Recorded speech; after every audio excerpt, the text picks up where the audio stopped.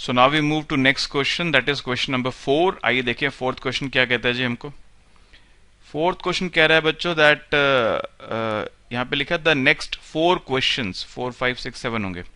The next 4 questions are based on the following information. Information क्या है? Consider an exchange economy with agents A and B and goods X and Y. A's endowment is 0,1, that is no good x and 1 unit of good y. B's endowment is 2,0, that is 2 units of good x and no good y. The agents can consume only non-negative amounts of x and y. Agents है वो non-negative amount x और y के consume कर सकते हैं, ठीक है। Suppose A lexicographically prefers x to y and B considers x and y as perfect substitutes. आप पिछले क्वेश्चंस में वैसे कंसेप्ट में पढ़ चुके, पिछले लास्ट क्वेश्चन में भी पढ़ा था मेरे साथ क्या होता है लेक्सियोग्राफिक। ए लेक्सियोग्राफिकली एक्स को पसंद करता है, यानी वो एक्स को जिस बंडल में एक्स की क्वांटिटी ज्यादा होगी उसको चुनेगा, और दोनों बंडल में अगर एक्स सेम होगा तो जहां वाई की क्वांटिटी ज्यादा होगी उसको चुनेगा। और बी के लिए दोनों परफेक्ट सब्स्टिट्यूट्स हैं, और यहाँ पे लीनियर रिलेशन है, 1:1 की रेशियो है, x plus y more than x dash plus y dash. The competitive equilibrium for this economy is, देखिए पहले तो मैं यहाँ पे एंडोमेंट की बात करता हूँ। ए का एंडोमेंट है 0,1 और बी का एंडोमेंट है 2,0। WA है 0,1 और WB है 2,0। अब हमको यहां पर ये मालूम है A की प्रेफरेंस लेक्सिकोग्राफिक है, A प्रेफर्स लेक्सियोग्राफिकली X, और B की प्रेफरेंस है परफेक्ट सब्स्टिट्यूट 1:1 की रेशियो है, यानी B के लिए दोनों गुड्स एक बराबर हैं। तो अब इस सिचुएशन में क्वेश्चन ने हमको ये बोला है कि आप इक्विलिब्रियम बंडल बता दीजिए कौन सा होगा, इनमें से कौन सा बंडल इक्विलिब्रियम होगा। आइए चेक करते हैं, हम इक्विलिब्रियम खुद से निकाल लेते हैं, फिर आंसर पे जाके चेक कर लेंगे। देखिए हम पहले मान लेते हैं कि जो प्राइस वेक्टर है उसको कुछ मान लेते हैं। इसके लिए किसी एक गुड को न्यूमरेटर मान लेते हैं, गुड 2 को मान लेते हैं numerator. Let good 2 is numerator, so price vector is px by py, 1, या इसको कह सकता हूं मैं p1 p,1। ये जो स्मॉल p है that is the price ratio px by py। Good 2 का प्राइस हमने 1 मान लिया और प्राइस वेक्टर ये आ गया हमारे पास px by py, या इसको स्मॉल p कह देते हैं। अब a की इनकम क्या होगी? What is income of a? वो होगी p इंटू गुड 1 की इंडोमेंट 0 है प्लस 1:1 यानी कि MA1 है, और इनकम ऑफ एजेंट B क्या होगी? होगी P इंटू 2 प्लस 1:0 यानी कि 2P आ रही है सर, राइट। यहां तक की बात क्लियर होगी आप लोग को, ठीक है। हमने इनकम दोनों की निकाल दी। अब जो एजेंट A है वो लेक्सिकोग्राफिकली प्रेफर करता है किसको? गुड X को, तो वो तो गुड Y कभी खरीदेगा नहीं। तो फॉर एजेंट A YA तो हमेशा होगा 0, वो अपनी सारी की सारी इनकम गुड X पे खर्च करेगा। तो P into XA is income, यानी XA is income of A upon price, यानी इनकम 1 है 1/P। तो यानी एजेंट A कभी भी ऐसा नहीं होगा Y खरीदे, क्योंकि वो तो लेक्सिकोग्राफिकली X को पसंद करता है, वो तो हमेशा X ही खरीदने वाला है, Y कभी खरीदेगा नहीं, राइट। तो यहाँ पे XA क्या होगा? 1/P। सारे पैसे अपने, क्योंकि इनकम 1 आई है इसलिए 1/P, सारे पैसे अपने गुड X पे खर्च करेगा, और कितनी क्वांटिटी गुड X ले सकता है? 1/P यूनिट्स गुड X की वो ले सकता है। अब कुछ सिचुएशंस पॉसिबल है, देखिए अगर ये जो प्राइस वेक्टर है 1 से छोटा होगा तो क्या होगा? If price vector is less than 1, ऐसा इसका मतलब ये है कि Px by Py is less than 1, यही मतलब है ना इसका। तो यहाँ पे गुड X सस्ता है, तो एजेंट B क्या चाहेगा? एजेंट B चाहेगा कि वो अपनी गुड Y की क्वांटिटी को कन्वर्ट करके गुड X में कन्वर्ट कर ले, गुड Y बेच दे और गुड X ले ले, ठीक है। उसके पास गुड Y है क्या? गुड Y है ही नहीं उसके पास।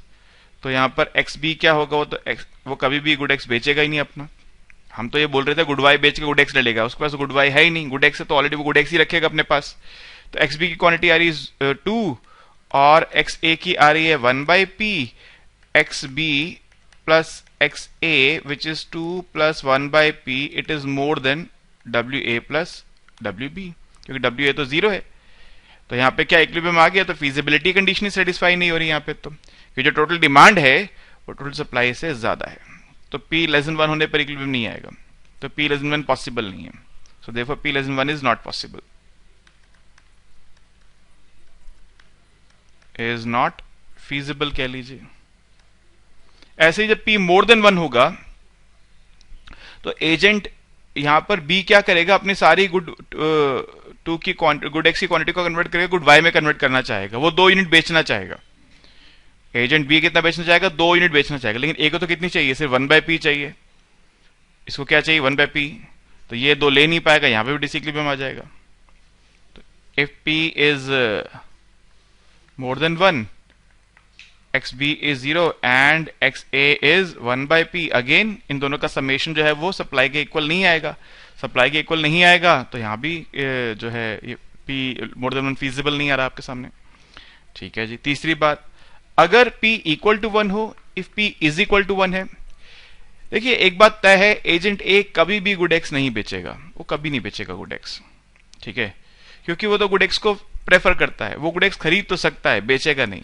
अगर P इज इक्वल टू 1 है मतलब Px by Py is equal to 1 है, तो एक यूनिट गुड एक्स के बदले एक यूनिट गुड वाई मिल सकता है। क्या एजेंट A ऐसा करना चाहेगा? बिल्कुल करना चाहेगा, तो एक्स को पसंद करता है। तो एजेंट A क्या करेगा, एजेंट A ऐसा करेगा, एक यूनिट गुड एक्स की ले लेगा और गुड वाई की जो उसकी एक यूनिट थी वो दे देगा, तो उसके पास फाइनल डिमांड क्या होगी, एक्स ए हो गया 1, वाई ए हो गया 0। और B को फर्क नहीं पड़ता क्योंकि दोनों के उसके लिए वैल्यू बराबर है, गुड एक्स की गुड वाई की, तो B क्या करेगा, B अपने गुड एक्स की 2 यूनिट में से 1 यूनिट एक्स को दे चुका है, A को दे चुका है, तो B के पास बच गई 1 यूनिट और 1 यूनिट उसने गुड वाई की ले ली है। ठीक है, तो B has sold 1 unit of good x to A and in return it has taken 1 unit of good y from A। तो फाइनल बंडल क्या आ जाएगा हमारे पास, 1,0 1,1, तो ये फीजिबल है।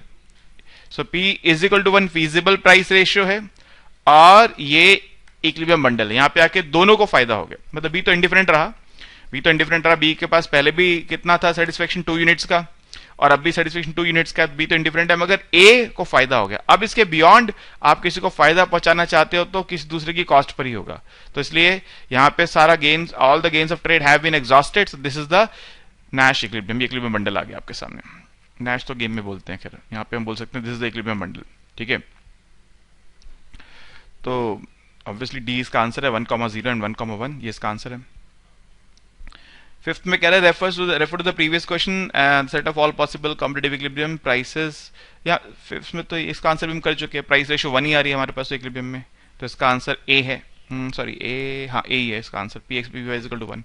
फिफ्थ क्वेश्चन में प्राइस रेशियो पूछा, जो पिछले क्वेश्चन में हम लोग फोर्थ में ही बता चुके हैं कि प्राइस रेशियो क्या है, 1 आ रही है, वही फीजिबल है। मोर देन 1 भी फीजिबल नहीं है, लेस देन 1 फीजिबल नहीं है, सिर्फ एक ही प्राइस रेशियो फीजिबल आ रही थी, कौन सी, Px by Py is equal to 1। तो इसका आंसर भी हमने पिछले क्वेश्चन में ही कर दिया है और वो है 1, यानी कि ए part.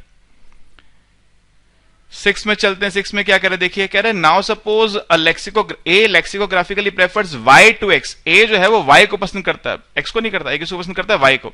A lexicographically prefers y and B considers x and y as perfect complements. B x और y को मानता है परफेक्ट कॉम्प्लीमेंट्स हैं।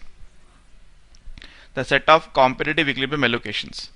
अब देखिए यहां पर A y पसंद करता है, मतलब A क्या करना चाहता है जी, y को बेचेगा नहीं, और B परफेक्ट कॉम्प्लीमेंट से B क्या चाहता है, B एक यूनिट x की देके एक यूनिट y की लेना चाहता है। देखो मैं आपके वापस एंडोमेंट पे ले चलता हूं, एंडोमेंट ये रहा, यहां ले चलता हूं, मैं जहां लिखा था। देखिए WA क्या है हमारे पास, what is WA? WA is 0,1 and WB is 2,0. Now A prefers Y lexicograpically, तो A कभी भी Y बेचकर X नहीं लेगा, A will never sell Y for X। ठीक है, B के लिए परफेक्ट कॉम्प्लीमेंट्स है, तो B एक यूनिट X की बेच के एक यूनिट Y की लेना चाहता है, तो क्या कभी इनमें इनको मिलेगा इक्विलिब्रियम? कभी नहीं मिलेगा। B हमेशा इक्विलिब्रियम से बाहर रहेगा, B हमेशा इस चाहत में रहेगा कोई मेरे से गुड X की एक यूनिट लेकर गुड Y की एक यूनिट मेरे को दे दे। X A ऐसा ट्रेड उसके साथ करेगा नहीं, तो ऐसा कोई भी हमारे पास यहाँ पे इक्विलिब्रियम बंडल पॉसिबल नहीं है, ना कोई इक्विलिब्रियम प्राइस रेशियो पॉसिबल है। तो ये जो सेट है ये एम्प्टी सेट है, ठीक है,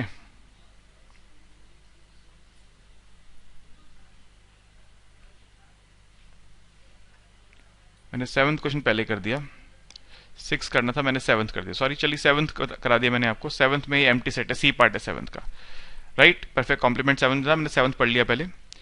तो अब 6 की बात भी कर लेते हैं, चलिए पहले 7th की बात समझ गए आप लोग। ए वाई को पसंद करता है लेक्सियोग्राफिकली और बी के लिए क्या है, परफेक्ट कॉम्प्लीमेंट्स हैं, इसलिए ए क्या चाहता होगा, ए चाहता होगा कि वो कभी भी वाई ना बेचे एक्स के लिए, और बी चाहता होगा क्या, कोई उससे एक्स की एक यूनिट लेकर वाई की एक यूनिट दे दे। तो ये पॉसिबल नहीं है, ए वाई बेचेगा नहीं तो बी खरीदेगा कहां से, इसलिए इसमें कोई ट्रेड पॉसिबल नहीं है और ये इसका कोई भी इक्विलिब्रियम हमें मिलेगा नहीं, एम्प्टी सेट आ गया। ओके, 6 क्वेश्चन पे आते हैं। 6 में क्या करें, now suppose A lexicographically prefers Y to X and B considers X and Y as perfect substitutes, B के लिए एक्स और वाई परफेक्ट सब्स्टिट्यूट्स हैं। The set of all price competitive equilibrium prices consist of P X positive P Y positive such that. अब यहाँ पे ए लेक्सियोग्राफिकली prefer करता है Y को और बी के लिए एक्स और वाई परफेक्ट सब्स्टिट्यूट्स हैं। आप याद कीजिए बी के पास गुड एक्स है, ठीक है, ए वाई को पसंद करता है, मैंने अभी 7th क्वेश्चन में बताया आपको, ए किसी भी हालत में वाई बेचकर एक्स नहीं लेगा, ए कभी वाई बेचकर एक्स नहीं लेगा। बी के लिए एक्स और वाई दोनों क्या है, परफेक्ट सब्स्टिट्यूट से बराबर है। तो ये जो इनिशियल बंडल है यही इक्विलिब्रियम होगा, कब, तब अगर बी एक्स को ना बेचना चाहता हो तो। ए तो वाई को बेचना नहीं चाहता, लेकिन जिससे पिछले 7th क्वेश्चन मैंने बताया आपको, बी यहां पिछले क्वेश्चन में एक्स को बेचना चाह रहा था, इससे हमें इक्विलिब्रियम नहीं मिला था। यहां पे इक्विलिब्रियम तब मिलेगा अगर जैसे ए वाई को बेचना नहीं चाह रहा वैसे ही बी एक्स को भी ना बेचना चाहता हो, और बी एक्स को कब नहीं बेचना चाहता होगा, अगर एक्स का प्राइस सस्ता होगा। तो आपको मैं ले चलता हूं क्वेश्चन, देखिए, अगर एक्स का प्राइस जो है, if p x by p y is less than equal to 1, यानी p x by p y, p x is less than equal to p y कह लीजिए, p x is less than equal to p y, इस situation में b x को नहीं बेचना चाहेगा, ठीक है, इस सिचुएशन में वो अपने पास एक्स को ही होल्ड करेगा। ए तो वाई को बेचना चाहता ही नहीं है क्योंकि ए की प्रेफरेंस लेक्सियोग्राफिक है। अगर प्राइस रेशियो ये आ जाए पी एक्स पे पी वाई लेस देन 1, तो बी भी एक्स को नहीं बेचना चाहेगा, तो उनके पास जो है उसी में खुश रहेंगे, वही उनका क्या होगा, इक्विलिब्रियम। तो यहां पे हमें इक्विलिब्रियम तभी मिल सकता है अगर प्राइस रेशियो क्या हो, लेस देन 1 हो, पी एक्स पे p y should be less than 1। तो p x p y less than equal to 1, equal to 1 में भी बी इंडिफरेंट है बेचने ना बेचने में, तो अपने पास एक्स को होल्ड कर सकता है, इक्वल टू 1 भी एक कंडीशन है जो ली जा सकती है।